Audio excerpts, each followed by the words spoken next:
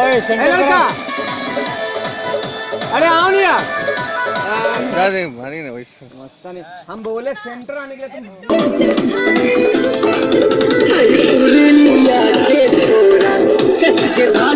छोरी न तोड़ा नदिया में डोरी बांध के दुनिया के छोरा कसक धाली त छोरी न तोड़ा नदिया में डोरी बांध के खुटा से जोरब तोरा Music presents छोरी न तोड़ा नदिया में डोरी बांध के खुटा से जोरब तोरा। हट जाइए। and music presents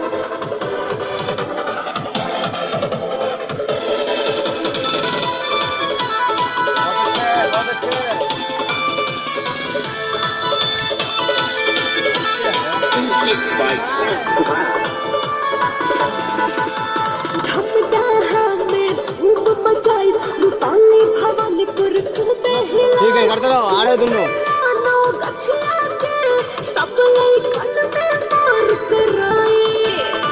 डीजे पूरा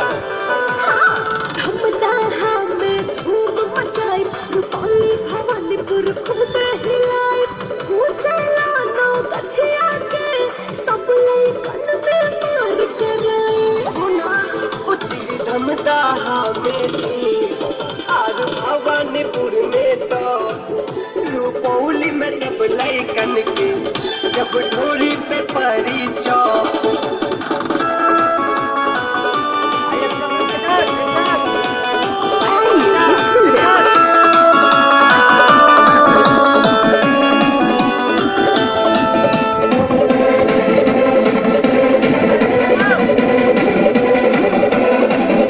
भागलपुर उठा ले जाए होठ लिपस्टिक कट कट खाई गाल के लाली चाट चाट के सनी लियोनी तो के बनाई। भागलपुर उठा ले जाए होठ लिपस्टिक कट कट खाई गाल के लाली चाट चाट के सनी लियोनी तो के बनाई। छोड़ा पिटवाए भैया से तोहरा लागी था पड़ जे कान पर हो जाइबा बहरा।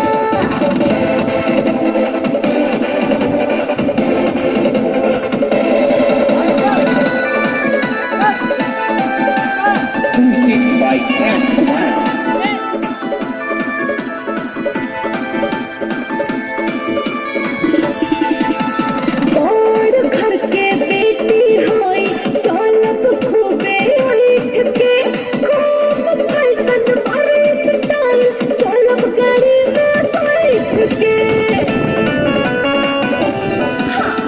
और घर के बेटी होई चौलक खूबे उठ के खूब फैशन मारे स्टाइल चौलक गाड़ी में बैठ के। जाई बिकेसवा से टाका कुछ करी है न तो हर काका बाबू भैया के छोरा हाँ जाने ला पूरा इलाका